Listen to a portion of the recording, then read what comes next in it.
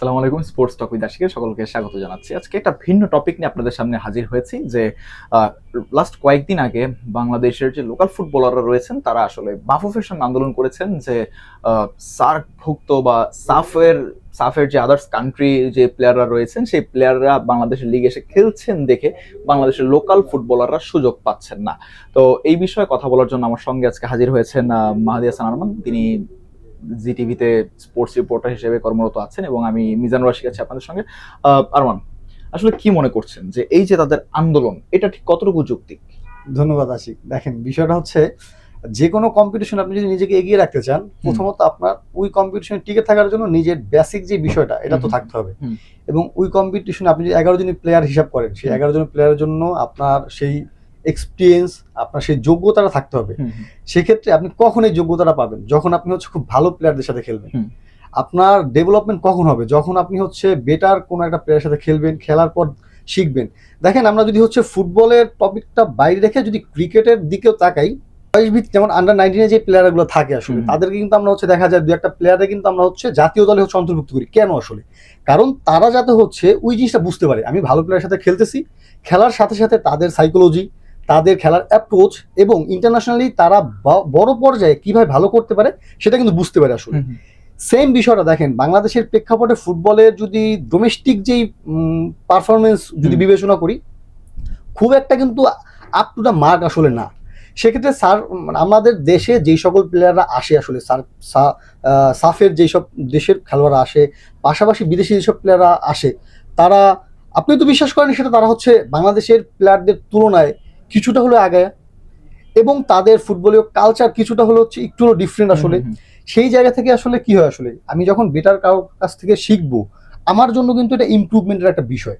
But এই বিষয়টাকে আমি যদি শেখার যে কোনো বিষয় হচ্ছে আপনি যদি শিখতে না চান, সেক্ষেত্রে আপনাকে যদি মেসি আসে সেক্ষেত্রে আসলে খুব একটা ইমপ্রুভমেন্ট আপনার জন্য হবে না।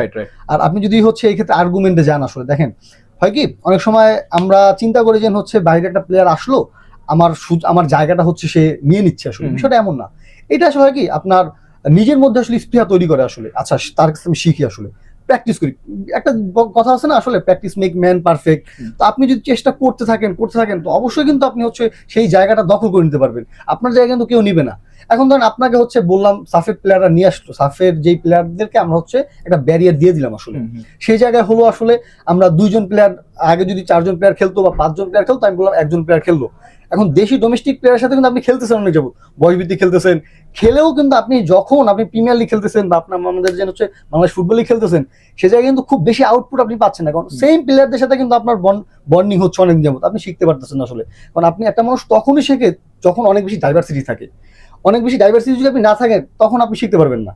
এবং দেখেন ফুটবল শুধুমাত্র যে পায়ের খেলা বিষয়টা এমন না, আসলে ব্রেইন অনেক ইউজ হয়। কারণ হচ্ছে স্বল্প সময়ের খেলায় আপনার ফিজিক্যাল একটা বিষয় থাকে, যেহেতু আমাদের সাবকন্টিনেন্টের প্লেয়াররা কিন্তু ফিজিক্যালি অনেকটাই আমরা দেখি যে 90 মিনিট খেলার মতোই তারা কিন্তু ক্যাপেবল হয়ে ওঠে না আসলে। একটা সময় দেখা যায় শেষ সময় দিকে হাঁপিয়ে যায় আসলে। এটা কিন্তু ম্যাচের ক্ষেত্রে খুবই একটা ইম্প্যাক্ট ফেলে। তো এই জায়গায় আসলে কি করা যেতে পারে, আসলে তার সাইকোলজিক্যাল, তার ব্রেইন ইউজ করা যেতে পারে, বা হচ্ছে ম্যাচটাকে কিভাবে হচ্ছে আরো ডেভেলপ করতে পারে, মানে গেম প্লে যেটাকে আসলে আমরা বলি। এই বিষয়গুলো হয় কি বিভিন্ন দেশের বিভিন্ন জায়গার খেলোয়াড়দের থেকে কিন্তু আমরা শিখতে পারি।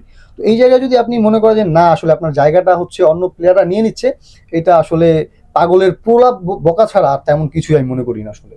আচ্ছা, আজকে ধরেন যে ক্লাবের প্লেয়ারদেরকে নিয়ে কথা উঠেছে, আপনি কি বলতে পারবেন যে ইন দ্য ভেরি ফিউচার বাংলাদেশের যারা বিদেশি বংশোদ্ভূত ফুটবলাররা আসছে তাদের নিয়ে কোনো কথা উঠবে না? এটাকে আপনি বুকে হাত দিয়ে বলতে পারবেন? এক্স্যাক্ট একটা গুড একটা পয়েন্ট ধরছেন আসলে। দেখেন, দিন শেষে হচ্ছে আমরা সবাই চাই ন্যাশনাল টিমের, বাংলাদেশ ফুটবলের ন্যাশনাল টিমের যে প্লেয়াররা তারা তো আসলে লাইমলাইটে থাকে আসলে। তো এই জায়গাতে আগে যেই বিষয়টা ঘটতো আসলে, আমরা যদি হামজা চৌধুরীর আগে যদি আমরা বলি, আসলে আমাদের যে অধিনায়ক জামাল ভুঁইয়া, তো জামাল ভুঁইয়া যখন প্রথমবার হচ্ছে বাংলাদেশের ন্যাশনাল টিমে আসার জন্য যে অ্যাপ্রোচ ছিল আসলে, সেই জায়গাও কিন্তু আসলে হেল্পফুল কোনো অ্যাপ্রোচ ছিল না, অনেক একটা ব্যারিয়ার ছিল। কারণ ওই সময় বাংলাদেশ ফুটবল আরো তলানিতে ছিল, দর্শক ছিল না। এখন অনেক বাংলাদেশের আলট্রাস আছে, ক্রাউড মুভমেন্ট একটা বিষয় থাকে, অনেকগুলো থাকে আসলে, অর্থনৈতিক বিষয় তো আছেই পাশাপাশি। সেই জায়গায় ওই সময় হচ্ছে আমাদের জামাল ভুঁইয়া আসলো। এরপর দেখেন আমাদের হচ্ছে হামজা চৌধুরীকে নিয়েও ডিরেক্ট অ্যাপ্রোচে কিন্তু বাংলাদেশ কখনো যেতে পারে না, ওই সাহসিকতা দেখাতেই পারে না আসলে। তারা কোনো একটা জায়গায়, যেটাকে আমরা হচ্ছে ইদানিং বলি সিন্ডিকেট, আসলে সিন্ডিকেটের জায়গায় বন্দি না, কোনো একটা হচ্ছে মার প্যাচে তারা আটকে আছে, সেটা আসলে বুঝতে পারতেছি না। দেখেন আমাদের হামজা চৌধুরী যখন আসার পর যেই বাংলাদেশের একটা ফ্লো তৈরি হয়েছে, এইটা আপনি বিগত 20 বছর কিন্তু ছিল না। একটা সময় কিন্তু বাংলাদেশ ফুটবল মানে প্রধান খেলাই ছিল ফুটবল, আবহানী মোহামেডান খেলা ছিল কি ক্রেজ, জাতীয় স্টেডিয়ামে একটা হচ্ছে মানে মানুষের পা রাখার মতো জায়গা ছিল না, সেই জায়গায় গ্যালারি শূন্য, তারপর আবার গ্যালারিতে ফেরা, এটা তো একটা ব্লেসিং আসলে। এই জায়গায় যখন বিদেশি প্লেয়াররা আসবে, যেমন ফাহমিদুলের কথাই বলতে পারি, তাকে গেম টাইম দেওয়া হচ্ছে না, এবং আমাদের বসুন্ধরা একটা প্লেয়ার ছিল কিউবা মিচেল, তাকেও গেম টাইম দেওয়া হচ্ছিল না। এই যে দেখেন, আমি একটু কিউবা মিচেলের কথা একটু অ্যাড করতে চাই যে কিউবা মিচেলকে আসলে গেম টাইমের ব্যাপারটা না, কিউবা মিচেলকে হচ্ছে দলে রাখা হচ্ছে না। আপনি দেখেন সে বসুন্ধরা কিংসে হচ্ছে তাকে হয় সাবস্টিটিউট করানো হচ্ছে, বা তাকে হচ্ছে সেকেন্ড হাফে তাকে নামানো হচ্ছে কারো পরিবর্তে, সেখানে সে 10 মিনিট বা 15 মিনিট বা 5 মিনিট সময় পাচ্ছে।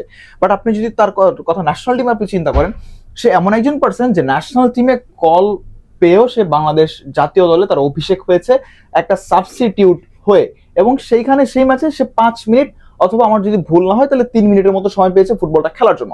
এখন আপনি একটা প্লেয়ারকে কখন জাজ করবেন বা কিভাবে জাজ করবেন? আপনি কি 3 মিনিটে সেই ফুটবল প্লেয়ারটাকে জাজ করতে পারবেন সে কেমন খেলে? ধরেন ভাই আপনি হচ্ছেন লিওনেল মেসি, এখন আপনাকে যদি চট্টগ্রাম আবাহনী সাইন করে নিয়ে আসে, আপনি তো হচ্ছে মেসিকে দেখার জন্য আপনার 1 মিনিট বা 2 মিনিট আপনার পসিবল না, বা আপনি 2 মিনিট আপনি বলতে পারবেন না যে না সে আমার দলের জন্য একটা লম্বা রেসের ঘোড়া হয়ে যাবে। আমার তো অ্যাটলিস্ট মিনিমাম থেকে 15 থেকে 20 মিনিট বা 25-30 মিনিট আমার খেলানো লাগবে। বাট কিউবা মিচেল মানে আমি আসলে বলবো না যে কিউবা মিচেল দেশে আসবে কি আসবে না, আর বাট কিউবা মিচেলকে যে সময়টুকু দেওয়া দরকার ছিল বা তাকে যেই ম্যাচে নামানো দরকার ছিল তাকে কিন্তু সেই ম্যাচগুলোতে নামায় নেয়। এখন আমার শেষ প্রশ্ন আপনার কাছে যে ইন ফিউচার এই যে বাংলাদেশের যে লোকাল প্লেয়ার আন্দোলন করছে, এইটাতে কি বংশোদ্ভূত ফুটবলারদের কোনো প্রভাব পড়বে কিনা, বংশোদ্ভূত ফুটবলারদের উপর কোনো প্রভাব পড়বে কিনা, যেমন তাদের দেশে আসার প্রতি অনীহা হবে কিনা, বা তারা দেশের জার্সি গায়ে জড়িয়ে খেলতে চাইবে কিনা? এটা পসিবিলিটি অনেকটাই হাই, কেননা হচ্ছে লোকাল যে প্লেয়ারগুলো থাকে আসলে তাদের ক্ষেত্রে দেখা যায় তারা কিন্তু 11 জন প্লেয়ার বা হচ্ছে আমাদের 23 জনের যে টিম হয়, টিমের মধ্যে দেখা যায় 15-16 জন লোকাল প্লেয়ার। তো তাদের মধ্যে অনেক বয়সভিত্তিক খেলা চলতে থাকার কারণে একটা বন্ডিং এ তৈরি হয় আসলে। তো যারা হচ্ছে বংশোদ্ভূত প্লেয়ার বা হচ্ছে যারা আসতেছে, ওদের ক্ষেত্রে যে প্রবলেমটা, ভাষাগত একটা ব্যারিয়ার তো থাকেই, সেকেন্ডলি হচ্ছে তারা ওইভাবে মিশতেও পারেন আসলে। এবং তারা ওই যেন বললেন, আপনি যেমন প্রথমে বললেন আসলে ভয় কাজ করে কিনা, অবশ্যই ভয় কাজ করে আসলে, কারণ সবাই চায় ন্যাশনাল টিমের হয়ে খেলতে। ওই জায়গাটা আসলে যদি বেটার যদি কোনো একটা প্লেয়ার আসে, ওই জায়গাটা কিন্তু হচ্ছে অন্য প্লেয়ারটা, দেশি প্লেয়ারটা কিন্তু পাচ্ছে না। এটা তার জন্য মনে হয়, সে মনে করতে পারে এটা তার জন্য একটা হচ্ছে বাধা। সেই বাধাটা সে কোনোভাবে আসলে হয়তো সেটা অন্যভাবেও আসলে চিন্তা করে তারা চাবে আসলে, বাংলাদেশের যে প্লেয়ারগুলো আছে তারা চাইতে পারে হয়তো বা আসলে বংশোদ্ভূত যেই প্লেয়ারগুলো আছে তারা যাতে হচ্ছে ওইভাবে না আসতে পারে। তারপরে একটা হচ্ছে আশা আমরা রাখতেই পারি আসলে, কারণটা হচ্ছে বাংলাদেশের বর্তমান যেই ফুটবল ফেডারেশন আছে তারা কিন্তু চেষ্টা করছে। এখন এই কালচারটা যদি তৈরি করা যায় আসলে, সেক্ষেত্রে বাংলাদেশ ফুটবলটাই দলটা আসলে আলটিমেটলি অনেকটাই হচ্ছে ডেভেলপ হবে আসলে। এই প্যাটার্নটা যদি ফলো করতে পারে আমাদের, কিন্তু যারা হচ্ছে আন্ডার 19 খেললো, 20 খেলতেছে, এদের মধ্যেও কিন্তু হচ্ছে আপনি যখন ভালো মানে দিন শেষে হয় কি, আপনার মেধা আছে আসলে, বাট সবচেয়ে মেধাটার ইউটিলাইজ তখনই যখন একটা ভালো ইনভায়রনমেন্টে থাকবেন আসলে। বেটার প্লেয়াররা বেটার ইনভায়রনমেন্ট দেয়। যেমন হামজা চৌধুরীর সাথে যারা খেললো এই কয়টা ম্যাচ, ড্রেসিং রুম শেয়ার করেছে, তারা কিন্তু জানে আসলে কিভাবে ইপিএল এর মতো একটা মানে পৃথিবীর সবচেয়ে বড় মানে ফুটবল লিগে আসলে কিভাবে খেলোয়াড়রা চিন্তা করে আসলে, হোক অল্প সময়ের জন্য, বাট এইটার ইম্প্যাক্টটা কিন্তু অনেক বড় আসলে, একটা হিউজ আসলে। তো এই জায়গায় আমি মনে করি হতে পারে, বাট তারপর আসলে আমি বাংলাদেশের ফুটবলের উন্নয়নের জন্য আমি মনে করি তাদের আসলে যাতে এই বিষয়গুলো খেয়াল না করে নিজেদের পারফরমেন্স আসলে বেটার করতে পারে আসলে, সেই জিনিসটা যদি তারা মনোযোগ দেয়, অবশ্যই বেটার একটা ফুটবল, যে বাংলাদেশে যে হারানো জৌলস সেটা ফিরে আসতে খুব একটা বেশি সময় আসলে বাংলাদেশে লাগবে না আসলে। আর ধন্যবাদ আপনাকে। দর্শক, এই ছিল আজকের মতো। আমরা দেখি আসলে কোথাকার পানি কোথায় গিয়ে গড়ায়, এবং বাংলাদেশের যে লোকাল প্লেয়াররা রয়েছেন তারা ঠিক আর কি কি যৌক্তিক দাবি আনতে পারেন। কয়েকদিন পর হয়তো আমরা এটাও দেখবো যে বংশোদ্ভূত ফুটবলারদের জন্য তারা জায়গা পাচ্ছে না, সেজন্য তারা আবার আন্দোলন নামতে পারে। সো আসলে দেখি বাংলাদেশের ফুটবল স্ট্রাকচারটা কোন পর্যন্ত পৌঁছে। ততক্ষণের জন্য টাটা, বাই বাই।